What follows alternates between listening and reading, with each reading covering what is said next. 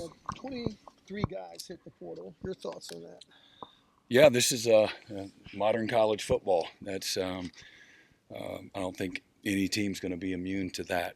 Certainly, again, as we've said a lot here over the last several months, we've been preparing for that. And there's got to get our roster to 105. There's some processing that takes place. You don't like it. I've said I don't like it, but it's part of where we're at right now. So everybody has to figure out what's best for them, and and we as a program, as we continue to try to grow and start back over with team 131. That's all part of the process. So um, that's right on schedule. How's the team looked without that many players out there?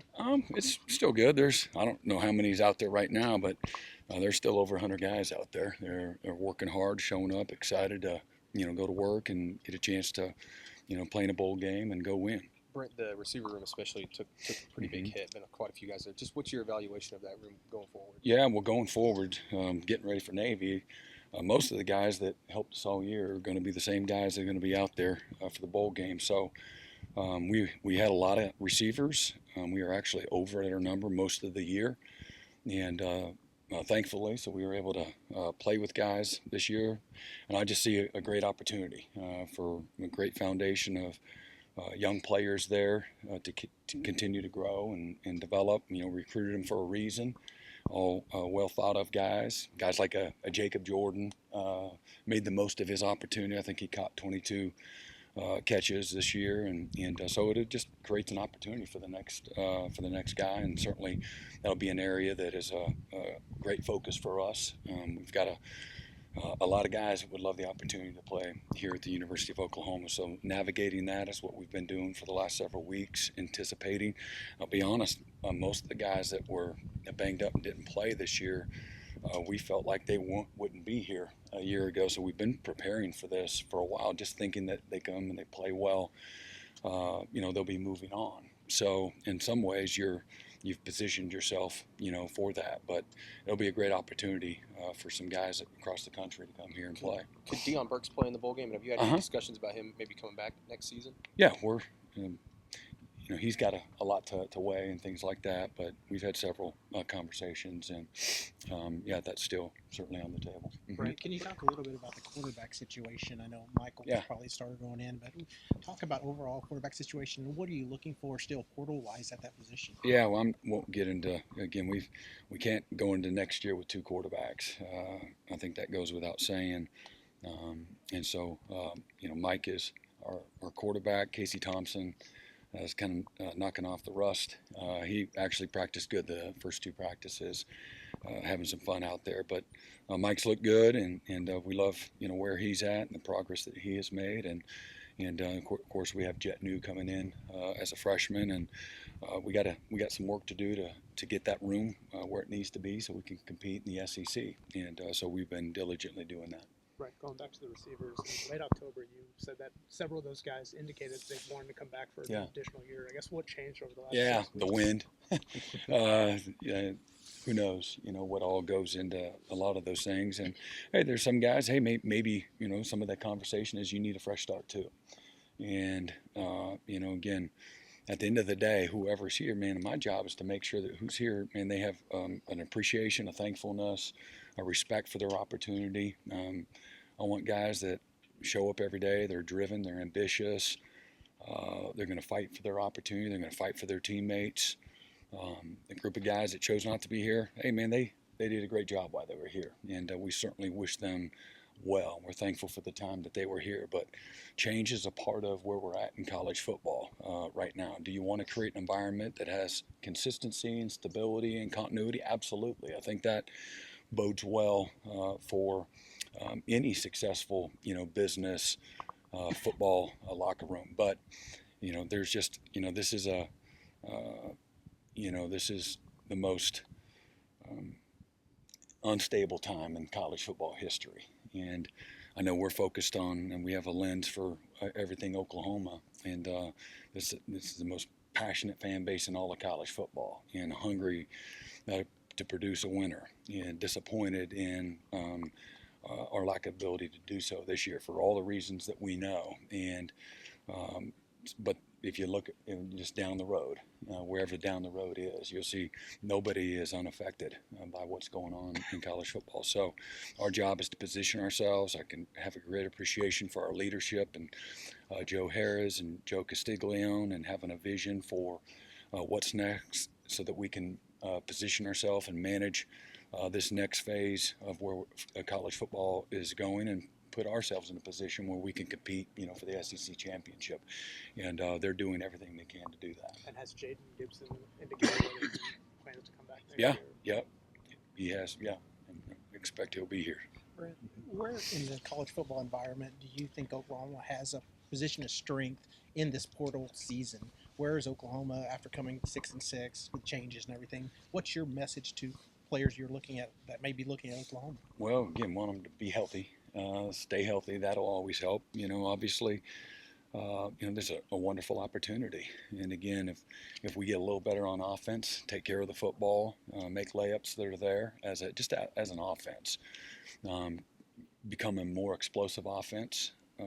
We've established our defense. We established ourselves in the kicking game as being as good as anybody in the SEC, and which will put you in a great position nationally as well. We get that back to what it was a year ago on offense, and the year before that as a top 5, top 10 offense in the country. If we get good, consistent quarterback play, and again, we're respectful of that football, win the margin. Those are, you see, recruit players to that. And again, you got to hope that you have a healthy football team, that you see people that lose a guy here and there, and all hell breaks loose. And those are handling the injuries is not an easy thing. But that being said, I just think it's a great opportunity. I think it goes without saying, whether you're offensive lineman, you're a tight end, you're a receiver, you're a quarterback, to be able to, align on the other side of the ball with what you're going to see every day, in defense, and how we've recruited and developed there. And again, on the platform that Oklahoma has, this has been as good of a place offensively over decade after decade after decade. And so I look at this year as an aberration. And I got a lot of guys that we've been talking to that look at it that way as well. Brent, is there something special about going up against a triple option team, given its roots here in Norman?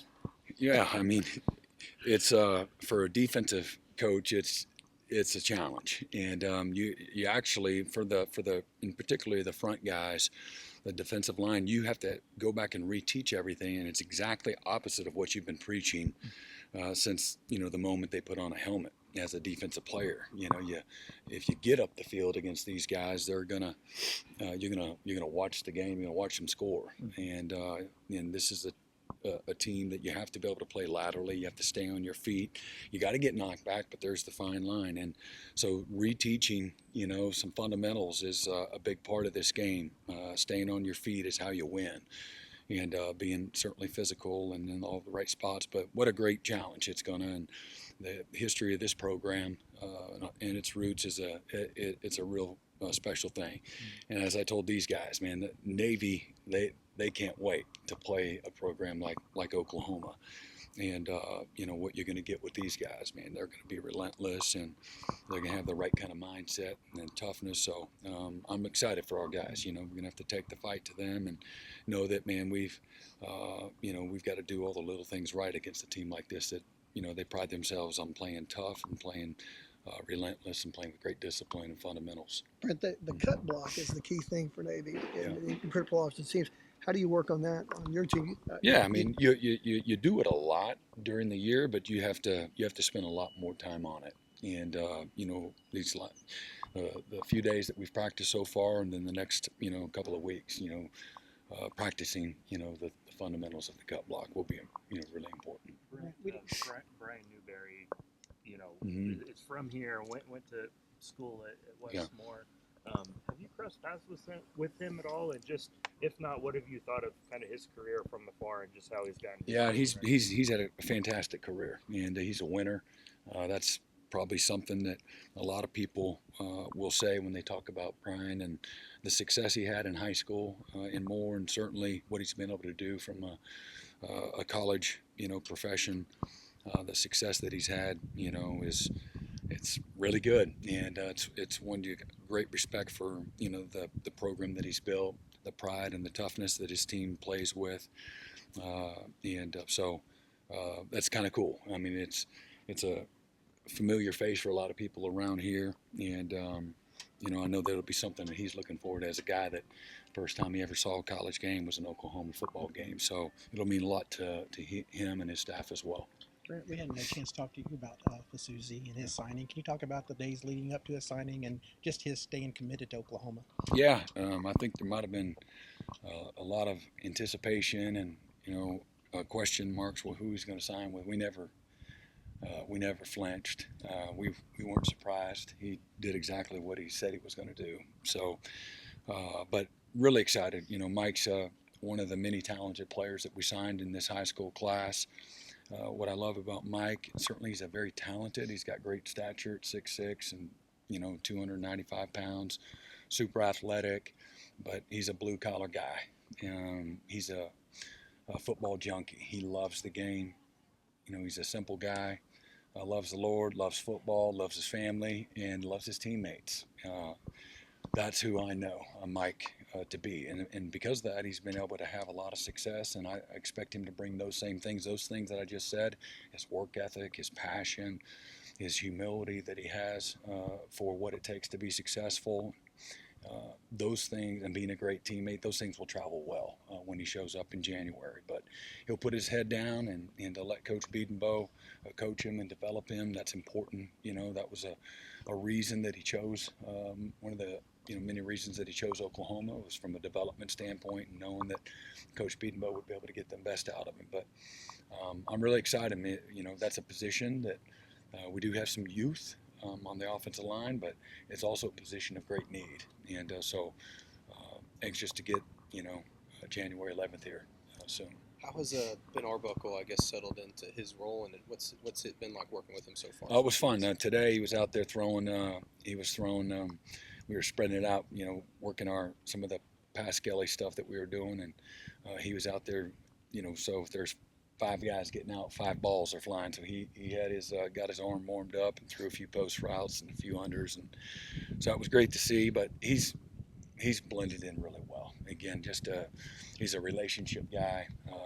He's got a lot of humility. He certainly has respect for the people in the building, and so it was a very natural, transition for him up to this point. And so he spent a lot of time trying to get to know players and the rest of the staff. So it's been great.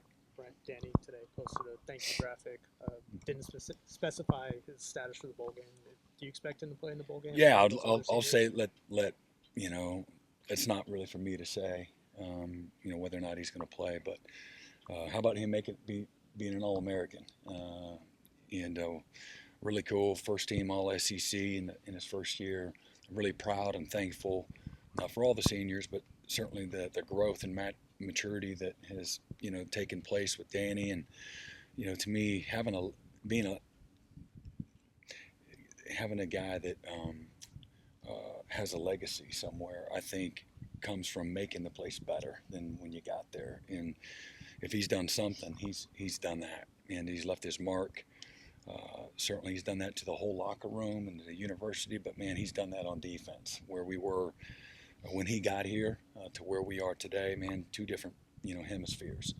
And it's his dedication, his persistence, his passion, his love, his commitment, his body of work, along with several other seniors, Woody Washington, Ethan Downs, Billy Bowman, that group of guys in particular. Man, they have just been fantastic. Brent, what's the balance right now between practicing for the bowl game and just trying to get a foundation working ahead for spring and next year? Yeah, you're working your fundamentals. The balance, you treat it like a normal work week.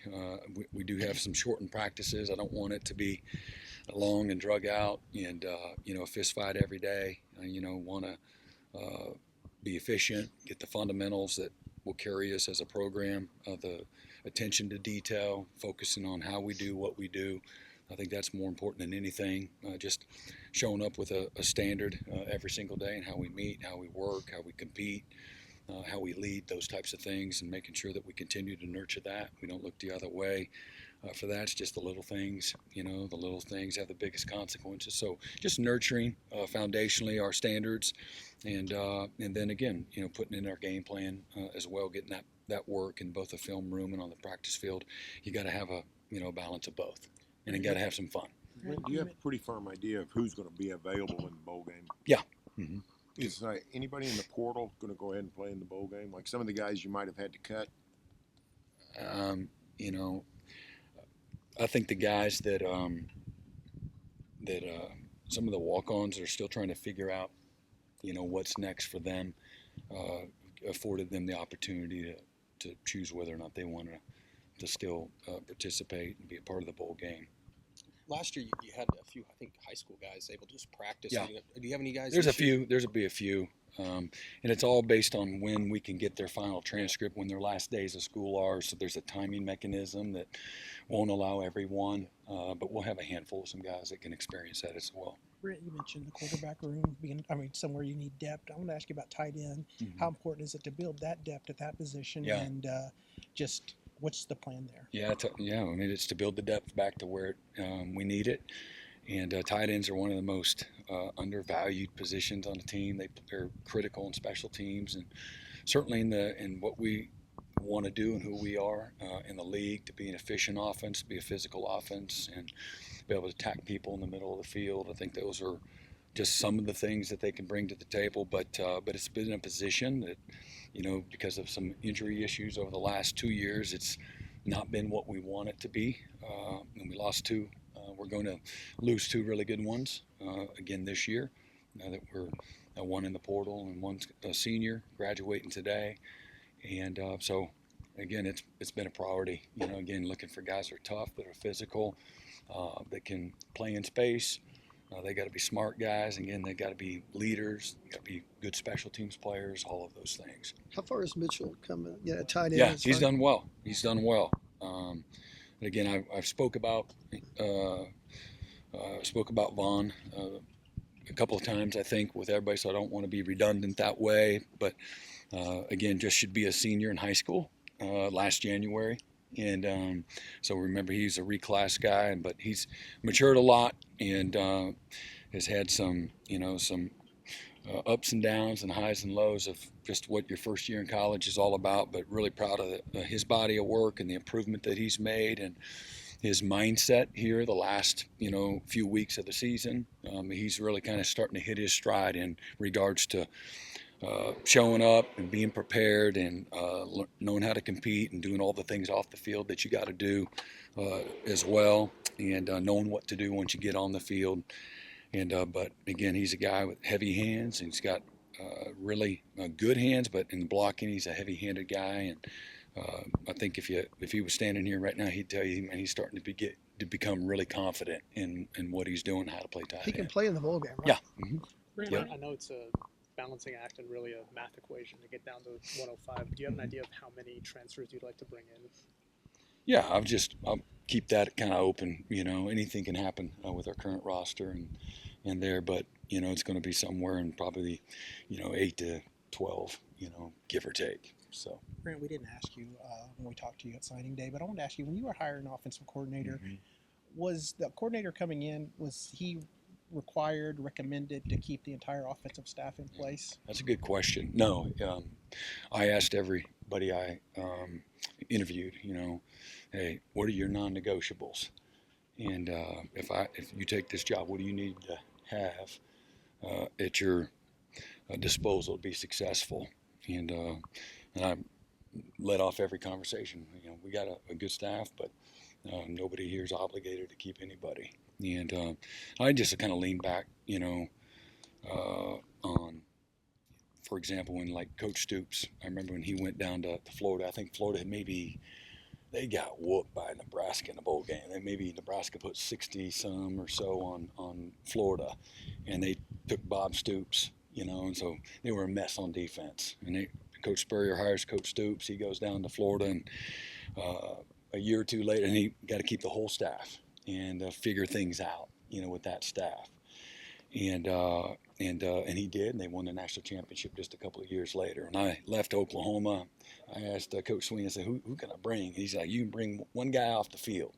So I brought a guy off the field, and I had to go figure it out. And they had just given up 70 to West Virginia in the bowl game. Everybody wanted to get rid of everybody. And but I got there, and I figured out, hey, man, these are really good coaches. We got to, I got to develop a chemistry and a cohesion. I need to understand what they understand and how they coach, and then I got to do a good job as a teacher and a coach of coaches, doing a good job of, all right, this is the way we're going to do it moving forward. And but in that staff, again, we went to 4 national championships and won a whole bunch of games and were the gold standard on defense with that staff.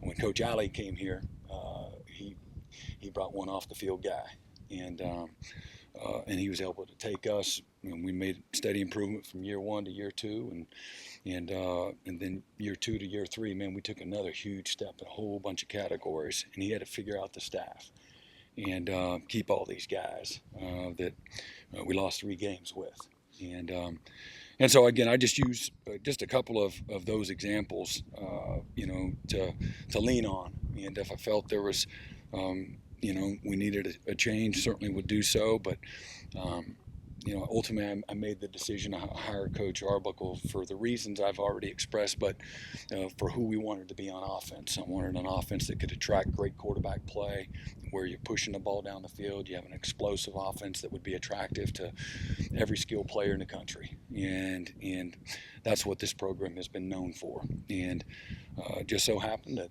it aligned when it comes to our staff. But for me, if he needed to bring a couple guys, he would have been able to do that. And he has some off the field guys that were really important to him, and so we've created opportunity for him to bring them. Last the big picture question for you. Yeah. Hiring Randall Stevenson and sort of the role that he's going to fill. What was the conversation like to create that, to sort of reorganize, and then to bring him in? Yeah, I'm just again thankful for our leadership. President Harris and Joe Castiglione to have the foresight, the vision for what the next phase of college football looks like, college athletics, as you go to a semi type of NFL pro model, and where you can be efficient, where you can handle systematically the instability that's naturally there, and so that we can do a great job, the year-round demand, from the anticipation to the contracts to the open-ended free agency, to the development internally, all the different spaces that are affected, still having a recruiting mechanism. You're still dealing with 16, 17, 18-year-olds in this new space. I'm really thankful that they've given us the stability internally to be very forward-thinking in their leadership. What have you learned about Randall so far? Yeah, in terms that of what he'll bring to you? he makes decisions quickly and efficiently. He's tough and demanding, and he loves his university. But he provides. He's willing to listen, and those are some of the big things. He's not afraid to make hard decisions, and he's got great vision. And I think he's playing the end game. With a lot of his forward thinking. What does the end game look like? Certainly, there are things that you have to do in the immediacy that demand attention, and but he's also found some people that internally, can help facilitate, the transition where we're at in college football. All right.